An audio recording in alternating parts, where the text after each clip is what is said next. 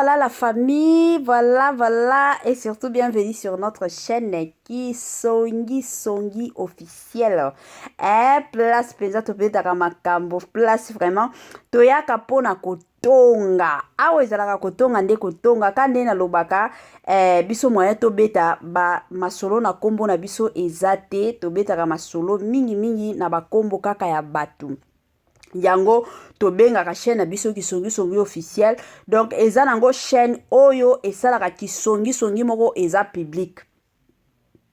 Je m'excuse. Ebele ya bato tosalaka biso Kisongi ya kobatama. Omona mutu ao batama pour que asala Kisongi mais ya biso penza ekendaka nango public. Mutu nyonso ayeba keno awa baobeta Kisongi bandeko nanga na ndenge moko ya bien. Voilà lelo la famille toye na makambo ya Marie Ntumba, toye na makambo ya papa na biso papa Sango. Bandeko nanga makambo ezokende nango ka kobeba, makambo ezokende nango ka mabe, makambo ekomi nango ya pasi, makambo bandeko nanga ekomi som. Mama 2024 Gavker to Yelibino solution. Bon aba problème ya trompe, fibrome, myome, kyste, règle abondante. Gavker to zalina solution. Yo oyo kota ménopause atana 65 ans na Gavker oko simba mwana. Ebongo oyo etali fertilité masculine. Ma papa to bossani binoté, faiblesse sexuelle, éjaculation précoce, insuffisance des spermes, topé agrandissement de pénis. Posaya moi si et Kimayo, Kimobali et Telemaka bien te awa, yo kayango et Telemi. Et bongo oyo etali loposo, vergeture, babengi nduta, bouton, tache, acné, Gavker, ba produit ya solo, teint uniforme. Na 5 jours ya pamba, hoteli, telendenge bimiki toko na feti. Tozalina, gamme complet, ya Coca-Cola, ya injection, ya comprimé, na ya suppositoire. Yeah. Ozalina problème ya hémorroïde, interne, topé, externe, papa, maman, kaka na 2 jours ya pamba, omoni changement total. Bona maladie ya tension, diabète, AVC, topé, obésité, lobiko ezali, perte de poids, sans okota salle de sport. Kisi ya injection, pe comprimé, na Gavker, bikalibela. Olingi okima, suki pe mandefu ya pembe, benga biso na lombango, po awa, tozali na solution moko durable. Ba produit na biso nyonso, ezali 100% naturel, pe esalemi na ba plante, na ba industrie ya Angleterre, pe Allemagne. Benga biso na numéro oyo, plus 44 74 05 65 35 48. Gavker, solution ya santé na yo.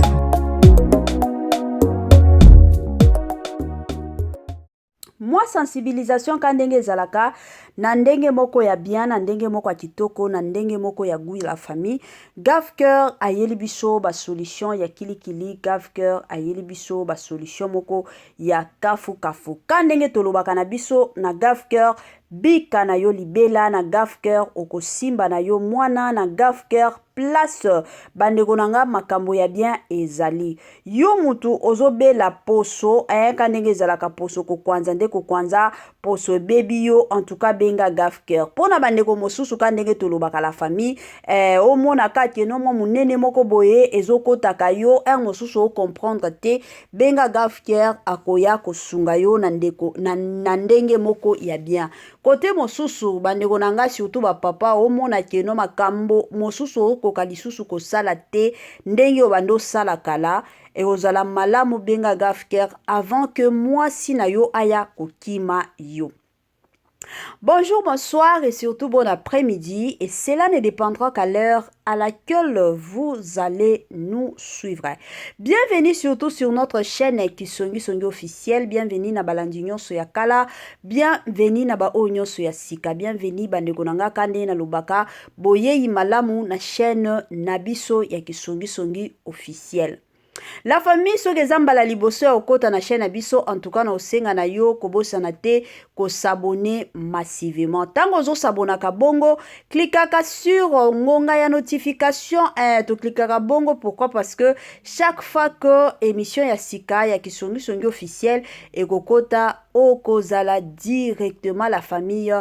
informer na ndenge moko ya bien. Salela biso ba partage tellement biso tolingaka na biso ba partage na bino to sepelaka na ba partage na bino la famille bo salela biso ba partage e ko sala biso malamu mingi. Voilà la famille, lelo na ye lisusu na ye moko ndeko na biso Marie Ntumba ka ndenge bomona Marie Ntumba autaki kozonga Congo. Avant azonga asalaki mwa sensibilisation na ye pona osenga batu bakende toujours ka ndenge ezalaka koyamba ye abando teka ba polo na ye na $5 ya pamba. Mais ayaki kotia pe ba bis ya ofele pona batu oyo ba okende koyamba ye. Et du coup, tu as qui komona pe quand même batu bakendaki ezala ba congolais ebele oyo balingaka Marie Ntumba ba sepelaka na Marie Ntumba bakendaki penza kotia mwa sécurité bakendaki penza koyamba ye bandeko nanga eyaki kosala que non Marie Ntumba akotaki na ye kine na pete nyonso. Lelo oto lobela makambo penza ya kokota kine na pete nyonso te meto ya kobeta masolo kaka oyo ezoleka entre ndeko na biso star na biso tiktokers na biso na kombo ya Marie Ntumba bandeko nanga na papa na biso Papa Sango. Ebele ya batu toyebi Papa Sango aza moko bandeko na ngai ya batu o basalaka na internet ka ndenge boyebi ba internaute ka ndenge toyebi ba chroniqueur ka ndenge toyebi ba journaliste la famille Papa Sango abanda musala na ye kala. Aza papa moko oyo asunga batu ebele aza papa moko oyo inspira ona koki koloba inspira batu ebele parce que surtout ma misala na biso to salaka soki oza na mutu oyo inspiraka yo te bandeko na ngai ezalaka mwa pasi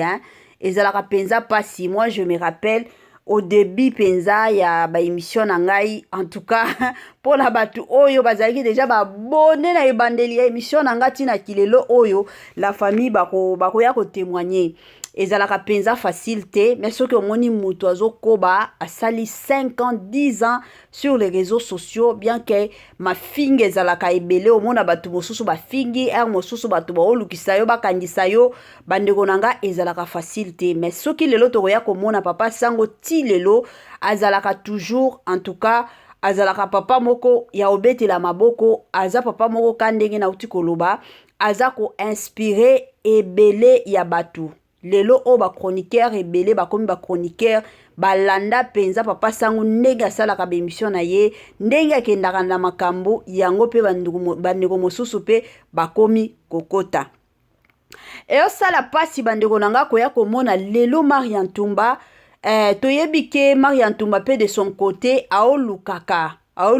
ka ndenge mutu nyonso alukaka parce que soki tozongi na sima toyokota la carrière toyokota la ebandeli ya ndeko na biso tiktokers na biso na kombo ya Marie Ntumba ndenge abandaki tina ndenge akomi lelo aza pe mwasi moko ya kofelicite aboya kindumba parce que eza na batu mosusu au préféré na ye alobi ke non na tie nanga nzoto nanga na kindumba pour que na ganyaka mbongo mais ye na kote na ye aboya na ye kindumba alobi te na bundaka na oyo nzamba pesinga. Congolais partout oyo zali na monde entier offre oyo ezali spécial pona yo parce que ozali mwana mboka mabele ya mboka batekelaka ngo bapaya te. Congolais tala mabele oyo ezali komonana ezali plat à 3 minutes ya boulevard Lumumba route nationale numéro 1 awa na kati ya Maluku à quelques minutes ya péage ya Menkau oza mobimba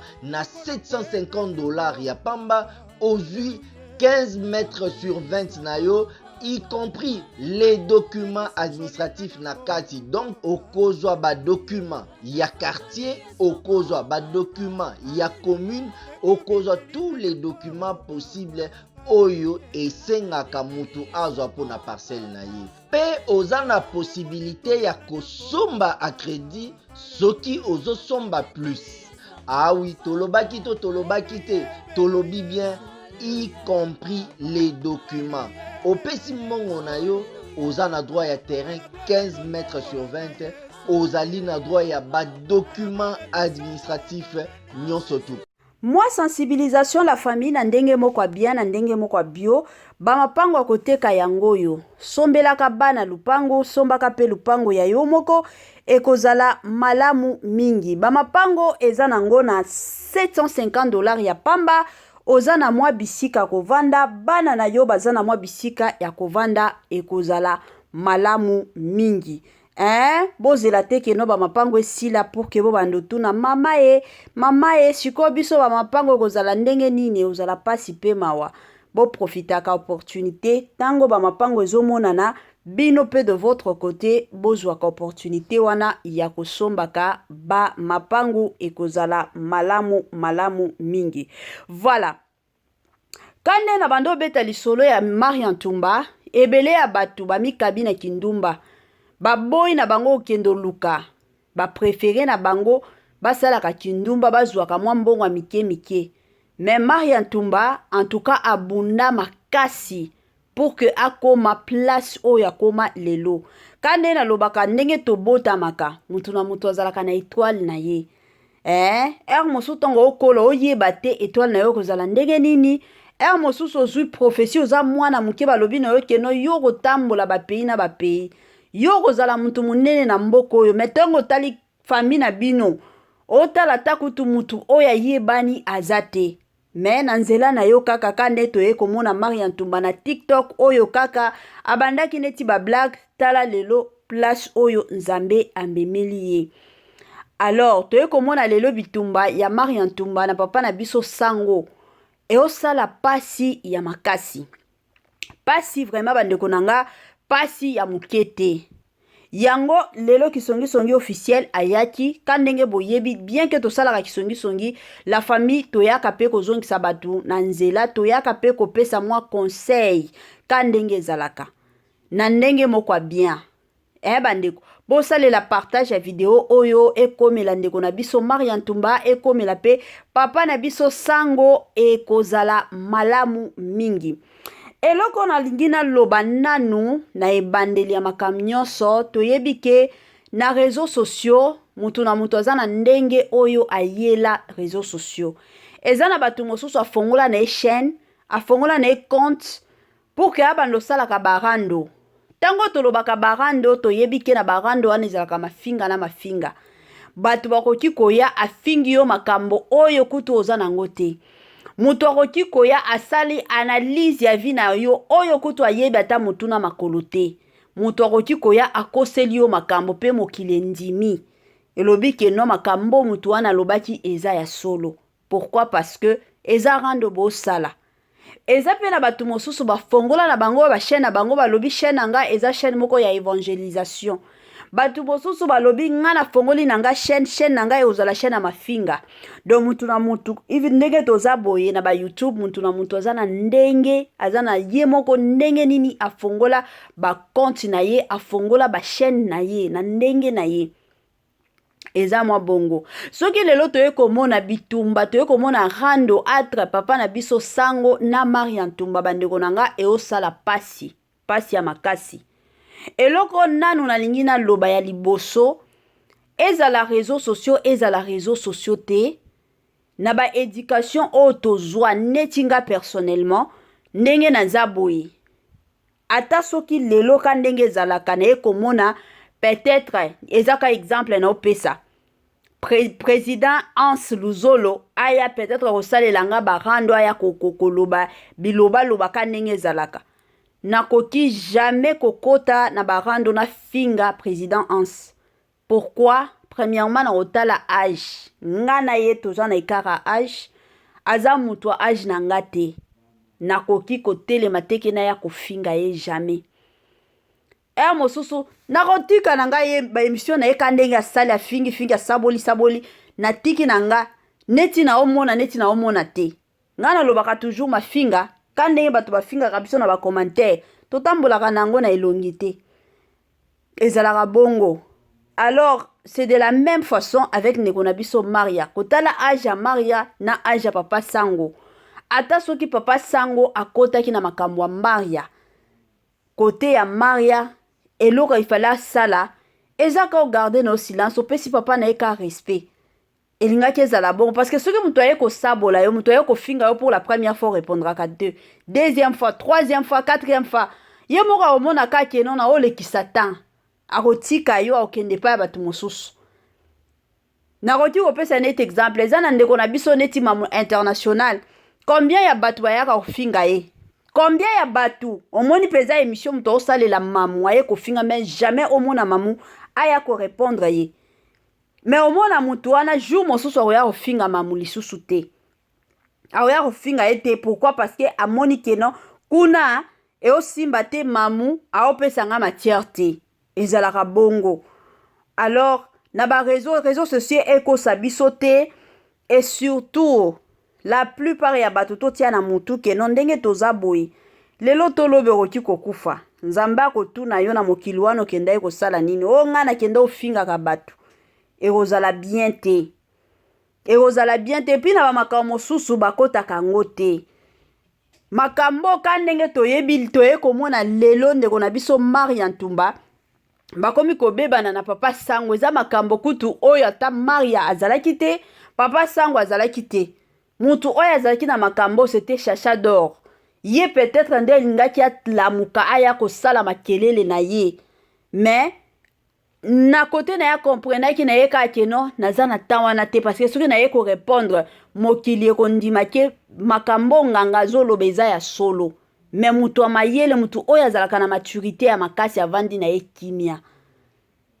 mais aye kotika Maria Ntumba aye kozwa relève kofinga nde kofinga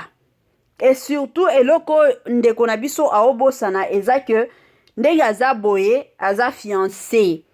bien que tolobaka ke non fiancé n'est pas marié mais ezalaka déjà pas ya mariage eza babilo mosusu déjà oyo ekozala bien osalaka yango te eza babilo mosusu okoki kosala et surtout na Congo na biso bandeko na nga il faut kozalaka surtout keba mpona bandeko na biso oyo nzambe aosala ngolu lelo tolobi bozala bastar boyebaka neni na kotambola kozala star eza synonyme te keno wana okoki koloba n'importe comment okoki kofinga mutu nyonso okoki kosala bisalala salela ezalaka bongo te lelo o na mboka na biso toyebi bastar baza ebele o bayebani oyo penza bazalaka soki balobi ya mokili pe yoki bango mais secret na bango eza nini silence nde ezalaka secret na bango dans la vie soki olingi okende liboso ezaka silence ebomaka makambo ebele silence ebendaka pe bane bénédiction ebele oyo ebele ya bato toyebaka te oyo pe ebele ya bato bandeko nanga tobosanaka silence ezalaka penza clé ya munene Congolais partout oyo ozali na monde entier offre oyo ezali spécial pona yo parce que ozali mwana mboka mabele ya mboka batekelaka ngo bapaya te Congolais tala mabele oyo ezali komonana ezali plat à 3 minutes ya boulevard Lumumba route nationale numéro 1 awa na kati ya Maluku à quelques minutes ya péage ya Menkau oza mobimba na $750 ya pamba ozwi 15 mètres sur 20 na yo y compris les documents administratifs na kati donc okozwa ba documents ya quartier okozwa ba documents ya commune okozwa tous les documents possibles oyo esengaka mutu azwa pona parcelle na ye pe oza na possibilité ya kosomba a crédit soki ozosomba plus ah oui tolobaki te tolobi bien y compris les documents opesi mbongo na yo oza na droit ya terrain 15 mètres sur 20 ozali na droit ya ba document administratif nyonso tu